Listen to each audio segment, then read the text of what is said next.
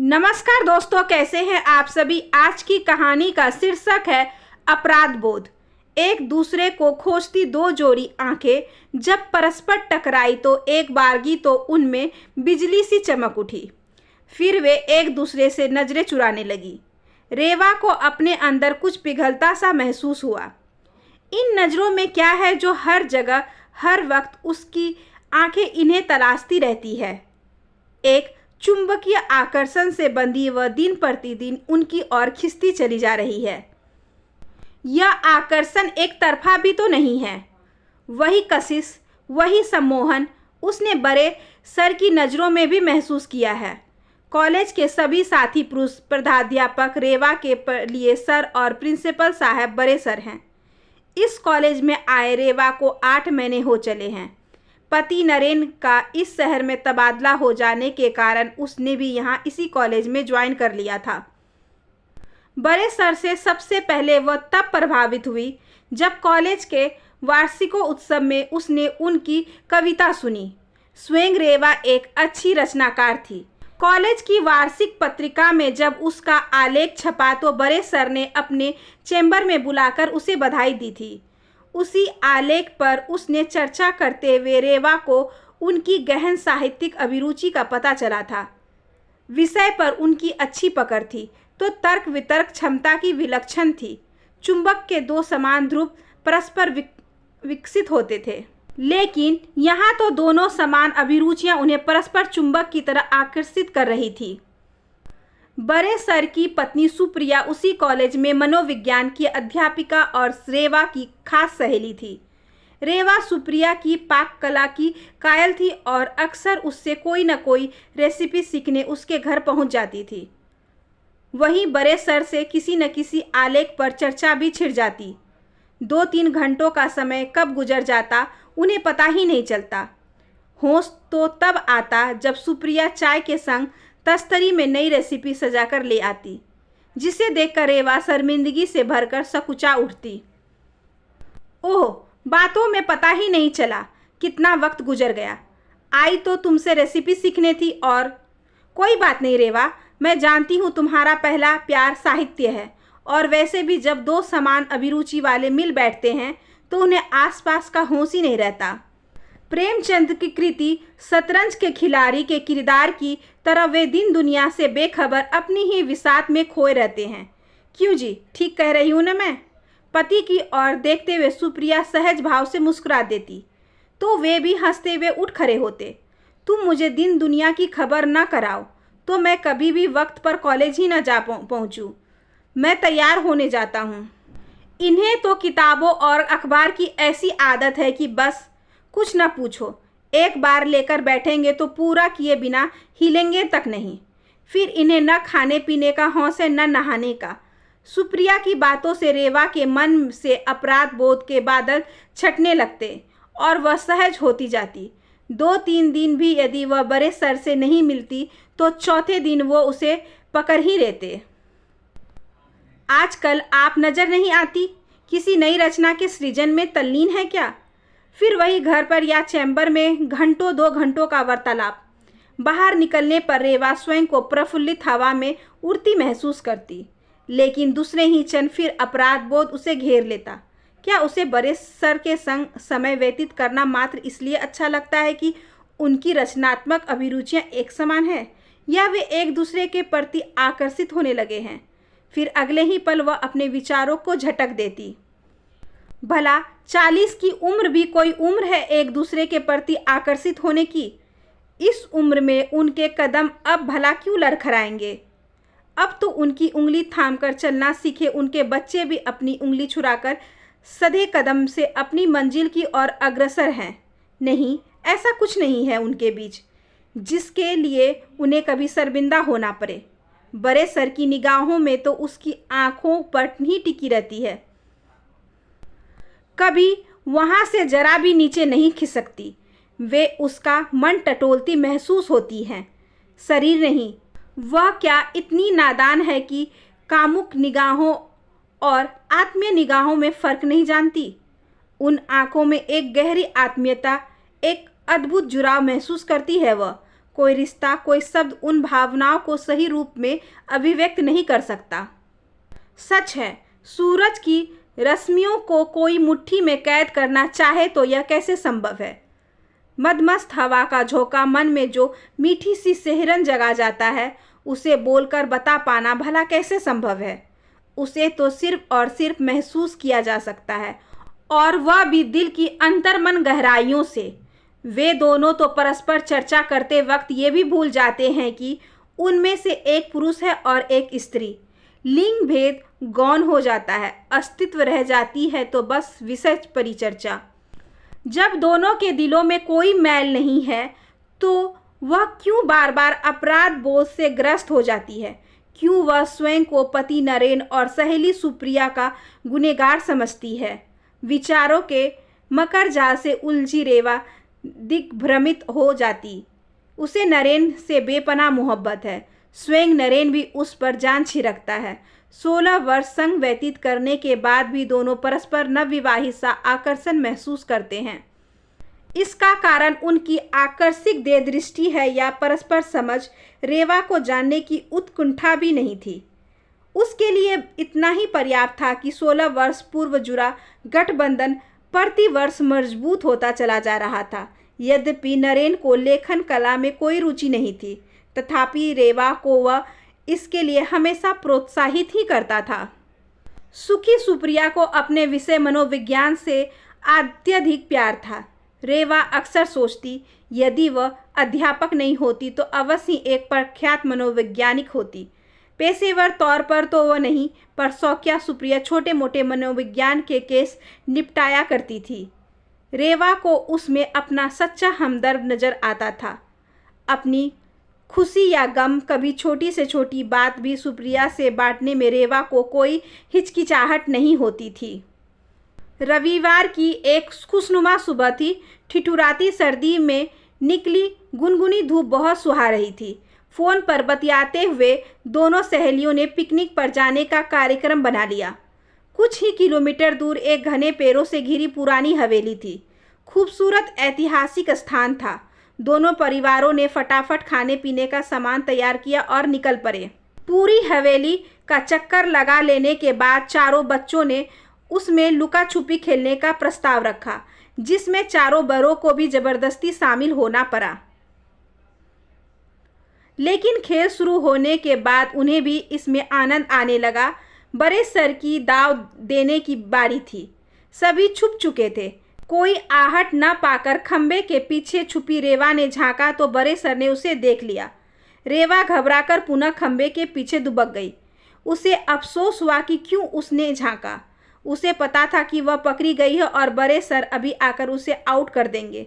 लेकिन उसके आश्चर्य का ठिकाना न रहा जब वे उसे नज़रअंदाज करते हुए आगे निकल गए।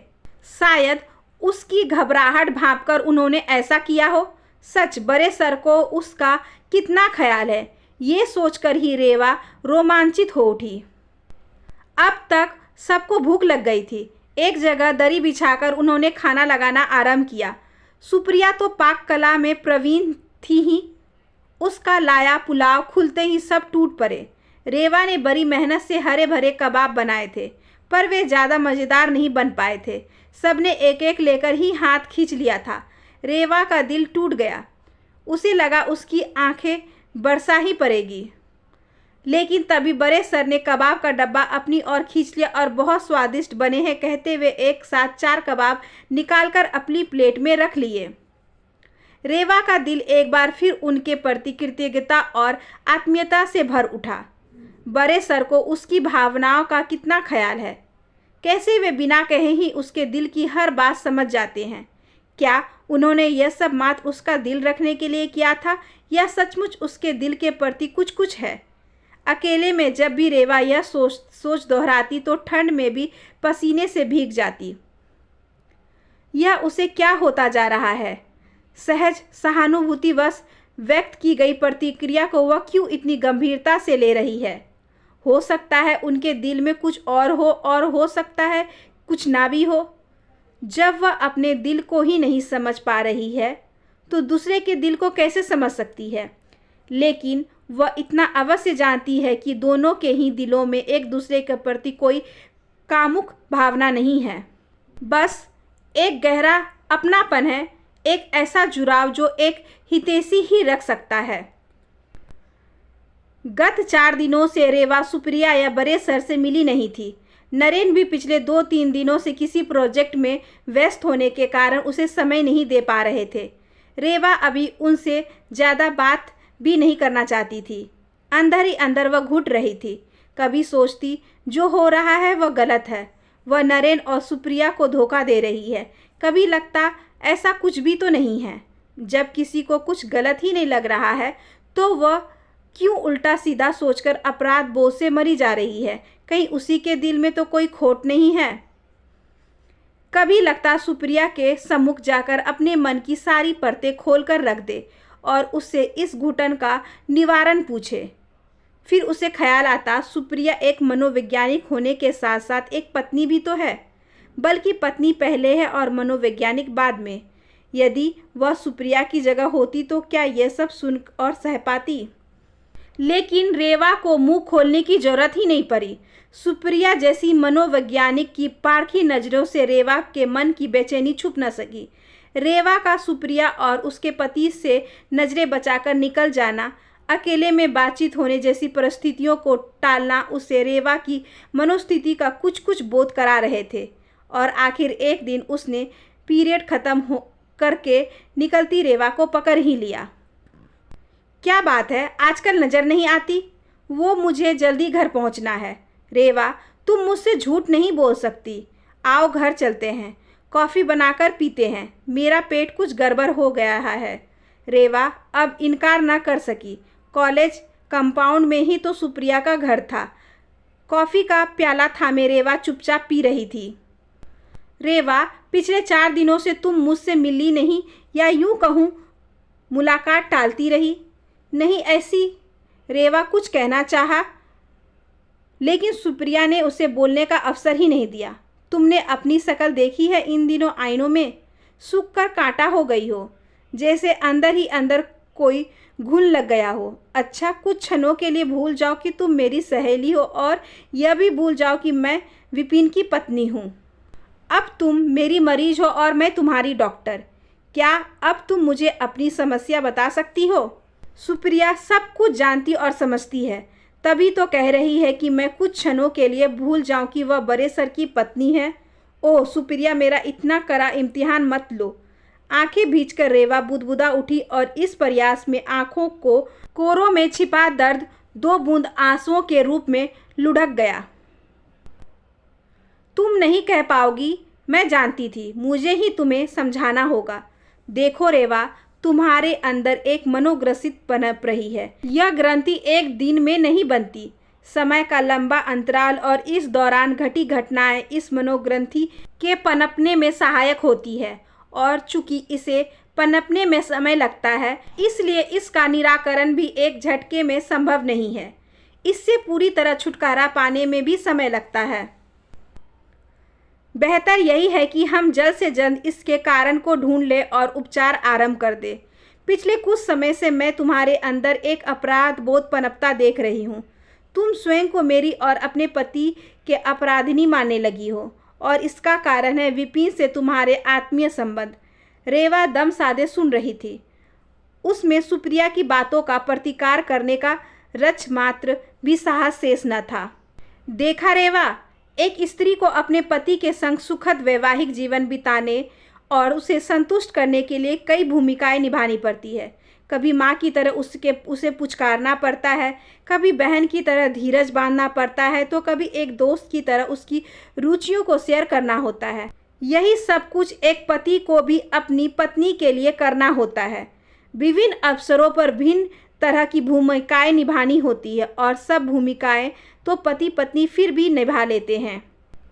और बस भूमिकाएं तो पति पत्नी भी फिर भी निभा लेते हैं। हाँ, समान रुचि और समान स्वभाव के अभाव में दोस्त की भूमिका निभाना थोड़ा मुश्किल ही नहीं, नामुमकिन है। इसलिए ऐसे मामलों में समझौता करना पड़ता है। कई स्त्री पुरुष तो शादी के बाद जीवन साथी की अपेक्षाओं के अनुरूप अपनी रुचि और स्वभाव ही बदल लेते हैं। कुछ इन्हें व्यर्थ की बकवास कहकर सिर झटक देते हैं। वे एक तरह से सच को झुठलाने का प्रयास करते हैं, लेकिन किसी समान अभिरुचि और स्वभाव वाले व्यक्ति से मिलने पर उनकी यह सुप्त लालसा जीवंत हो उठती है। उस अभिरुचि से संबंधित वार्ता, उससे जुड़ी हर गतिविधि और इसीलिए उससे जुड़ा हर व्यक्ति भी उसके आकर्षण का केंद्र बन जाता है। इसमें कुछ भी गलत नहीं है, क्योंकि यह अभिरुचि के साथ जुड़ा हुआ आकर्षण है और वही तक सीमित है। तो क्या हर स्त्री और पुरुष के साथ ऐसा होता है? नहीं, कोई जरूरी नहीं। मनोविज्ञान ऐसा क्षेत्र है जहाँ विज्ञान की तरह कोई स्थापित नियम नहीं होते, क्योंकि यदि हम कोई नियम बनाना भी चाहे तो उसके एक नहीं ढेरों अपवाद मिल जाते हैं, और वे इसलिए कि हमारा विषय वस्तु है मानव मन, जिस पर हम प्रायोगिक परीक्षण अलग अलग परिमाण देता है। तुम्हें साहित्य और लेखन में रुचि है। तुम खुशकिस्मत हो कि तुम्हें नरेन जी जैसा पति मिला, जिन्होंने तुम्हारी रचनात्मक प्रवृत्तियों को हमेशा बढ़ावा दिया। विपिन को भी साहित्य और लेखन में रुचि है। वे भी तुम्हारी तरह अंतर्मुखी और गंभीर हैं, इसलिए तुम्हें परस्पर वार्तालाप करना, समय गुजारना अच्छा लगता है। इन्हें स्वस्थ आत्मीय संबंध समझो और अपने अंदर किसी अपराध बोध को न पनपने दो। इतना ख्याल जरूर रखना होगा कि ये दोस्ताना संबंध कोई ऐसा रूप न अख्तियार कर ले कि तुम लोगों को शर्मिंदा होना पड़े, क्योंकि आत्मीय संबंध और शारीरिक आकर्षण के बीच बहुत पतली सीमा रेखा है। मुझे विश्वास है तुम और विपिन दोनों ही इतने समझदार हो कि इस सीमा रेखा को कभी नहीं लांघोगे। सुप्रिया, प्रिया हो तुम। सुप्रिया को खोजते हड़बड़ाए से विपिन ने आकर सुप्रिया की दोनों बाहें पकड़ ली। क्या हो गया है तुम्हें? रजनी ने बताया कि तुम्हारी तबीयत ठीक नहीं है और तुम घर चली गई हो। अरे बाबा, कुछ नहीं हुआ है मुझे। तुम व्यर्थ परेशान हो रहे हो। सवेरे नाश्ते में मैंने रात का रखा समोसा गर्म करके खा लिया था। शायद उसका मसाला गड़बड़ था, जिससे 2-3 उल्टी हो गई, इसलिए मैं रेवा के संग घर आ गई। रेवा? ओह, आप भी हैं? मुझे ध्यान ही नहीं रहा। बैठो, कॉफ़ी ले लो। नहीं, बस चलता हूँ, मीटिंग के लिए इंतज़ार हो रहा है मेरा।